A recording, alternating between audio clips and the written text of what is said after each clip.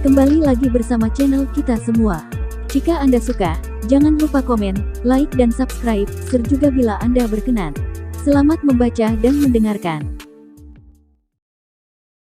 Perintah Kaisar Naga, Bab 3122-312. Ini. Wajah Tiago berubah, dan dia tidak tahu harus berkata apa. Dengan begitu banyak kerangka di bawah kaki mereka, hati setiap orang bergetar. Fausto sedikit mengernyit, dan melihat sekeliling. Ini adalah medan perang kuno, dan memiliki kerangka adalah hal yang normal, tetapi apakah tempat ini di dasar laut atau di dalam pulau? Fausto sedikit bingung, sebenarnya tempat apa ini? Dan di tanah ini, selain tumpukan tulang, tidak ada harta karun. Bahkan senjata dan harta yang rusak itu berubah menjadi roh jahat, dan semuanya menumpuk di pintu masuk gua. Fausto berjalan maju dengan hati-hati, dia berencana untuk mencari tahu tempat apa ini. Dan Tiago itu mengikuti di belakang Fausto. Lagi pula, di antara para biksu ini, kekuatan Fausto dianggap yang tertinggi kecuali hantu tua gunung iblis itu. Untuk bertahan hidup di tempat seperti ini, Tiago tahu bahwa dia harus memeluk pahanya. Beberapa biksu lainnya berendam di air untuk menyerap energi spiritual, dan beberapa juga pergi ke tepian dan melihat sekeliling. Wajah orang-orang ini penuh kebingungan, karena di sini tidak ada bahaya atau harta karun yang mereka bayangkan. Yulian, kamu terlalu sembrono, bagaimana kamu bisa melompat begitu saja? Lionel menemukan Yulian, dan berteriak pada Yulian dengan amarah di wajahnya. Ayah, aku khawatir tentang Tuan Chen. Selain itu, ada senior hantu tua di sini, jadi aku akan baik-baik saja. Senior hantu tua baru saja membantuku. Yulian menunjuk ke hantu tua gunung iblis dan mengatakannya. Lionel memandang hantu tua gunung iblis, lalu berkata dengan rasa terima kasih, senior hantu tua, karena telah menyelamatkan anakku. Aku, Master Sekte Terbang sangat berterima kasih. Oke, mari berpencar untuk menemukan Tuan Chen sekarang. Selama kita menemukan jejak Tuan Chen, kita harus segera mengirim pesan suara. Setelah hantu tua gunung iblis selesai berbicara, dia mengeluarkan beberapa slip giok transmisi suara dan memberikan mereka ke Yulian dan Lionel. Meskipun slip giok transmisi suara, meskipun sederhana, harganya juga cukup mahal. Saya tidak pernah berpikir bahwa hantu tua gunung iblis hanya akan memberikan beberapa dari mereka. Sepertinya sangat kaya. Namun, setelah mereka mencari untuk waktu yang lama, tetapi mereka tidak melihat sosok Dev, dan Dev sepertinya telah menghilang. Bahkan Fausto tidak dapat menemukan Dev. Faktanya, Dev ada di sini, tidak jauh dari mereka. Alasan mengapa tidak ada yang bisa melihatnya adalah karena selain awan energi naga ini, formasi sihir telah dibentuk, kecuali Dev yang tertarik oleh energi naga yang dapat menemukan daerah ini. Di mana naga itu jatuh, tidak ada orang lain yang bisa melihatnya. Saat ini, Dev sedang mencoba yang terbaik untuk menyerap energi naga yang kuat. Kristal naga di tubuh Dev bahkan bersinar terang, menyilaukan seperti matahari. Dengan energi naga ini, kekuatan Dev mulai meningkat pesat, dan dantian di tubuhnya terus berkembang. Dev tahu bahwa bola energi naga ini pasti akan memungkinkan dia untuk meningkatkan wilayahnya. Lagi pula, awan energi naga ini dipancarkan dari mayat ribuan naga yang tewas. Dev dengan rakus menyerap energi naga, dan sama sekali tidak memperhatikan pencarian Yulian. Dia bahkan tidak tahu bahwa Yulian dan yang lainnya juga ikut. Tempat apa ini? Setelah berjalan begitu lama, aku tidak bisa melihat apa-apa, kecuali tulang di mana-mana, apalagi. Yulian sedikit marah. Setelah lama mencari, saya bahkan tidak melihat bayangan Dev, dan tempat itu sangat besar, tidak diragukan lagi seperti mencari jarum di tumpukan jerami untuk menemukan seseorang. Saya merasa bahwa Tuan Chen sepertinya ada sangat dekat, dan dia masih di sisi kita. Dia memiliki darah ras iblis di tubuhnya, dan dia bisa mengetahui tinju cahaya suci, jadi saya bisa merasakan jejak nafas Tuan Chen. Hanya saja nafasnya terlalu lemah, saya tidak bisa menentukan lokasinya, tapi satu hal yang pasti, yaitu Tuan Chen masih hidup. Jika dia mati, aku tidak akan bisa merasakan nafasnya lagi. Kata hantu tua gunung iblis perlahan. Mendengar apa yang dikatakan hantu gunung iblis, Yulian merasa lega, karena Dev baik-baik saja, jadi tidak masalah. Lagi pula, Dev datang ke sini untuk membantu dirinya, jika sesuatu terjadi pada Dev, Yulian akan merasa bersalah.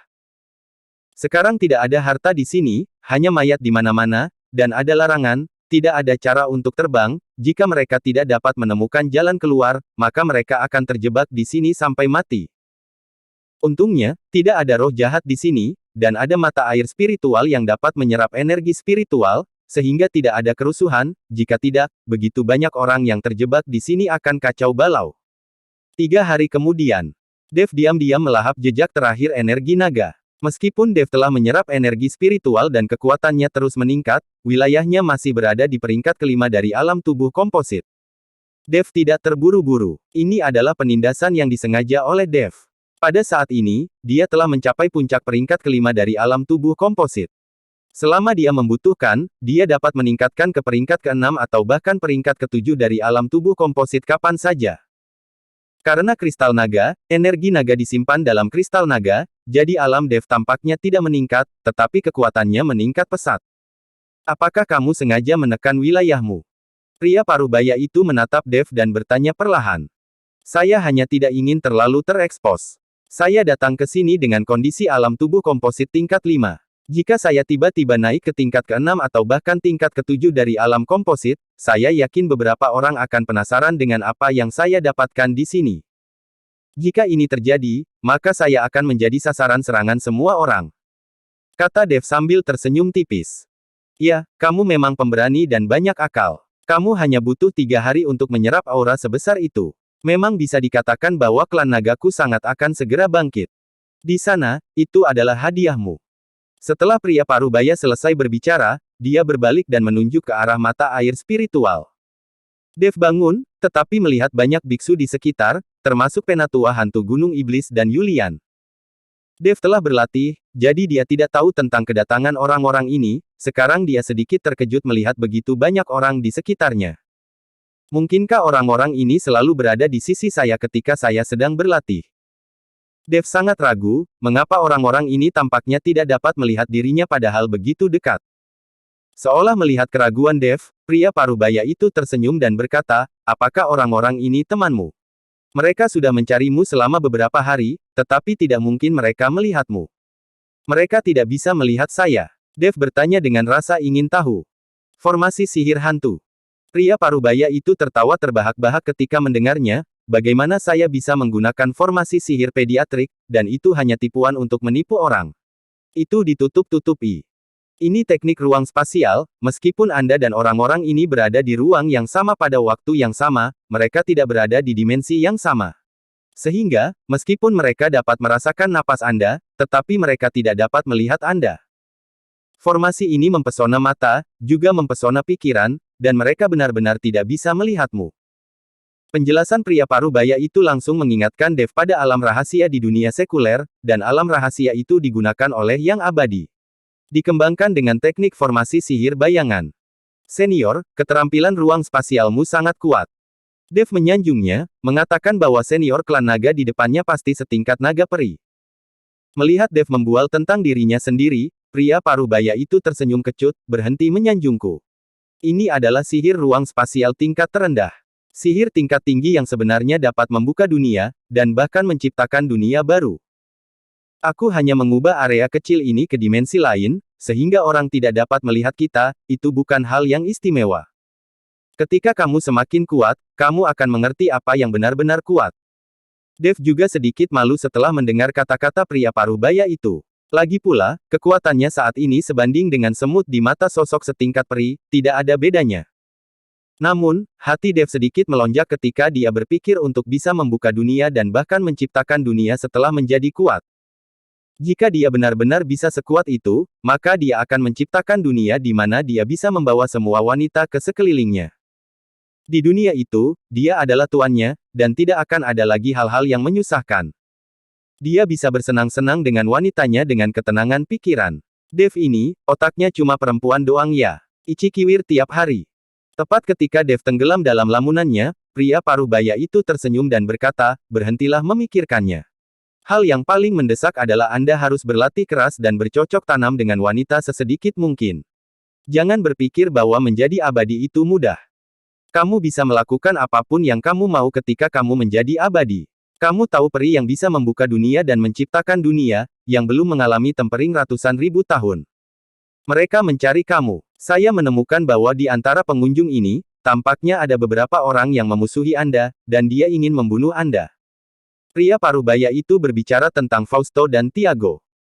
Senior, jangan khawatir, dengan kekuatanku saat ini, aku tidak takut pada mereka, karena aku dapat menembus alam kapan saja, dan bencana guntur yang akan aku picu sudah cukup untuk membereskan mereka. Setelah menyerap energi naga, Dev sudah sangat percaya diri. Tidak takut pada Fausto. Jika Fausto berani mencari masalah, dia tidak keberatan membunuhnya. Terlebih lagi, masih ada hantu tua Gunung Iblis. Dev percaya bahwa jika Fausto ingin membunuhnya, hantu tua Gunung Iblis tidak akan duduk diam. Ayo pergi, sisa jiwaku mungkin tidak bisa bertahan lama, tapi aku bisa melihatmu sebelum aku mati, dan tidak sia-sia bagiku untuk bertahan selama ribuan tahun. Setelah pria parubaya selesai berbicara, dia berjalan ke mata air spiritual selangkah demi selangkah. Senior, bagaimana bisa ada mata air spiritual di lautan tinta yang gelap ini, dan sungguh aneh bahwa itu masih ditekan di bawah pulau kecil.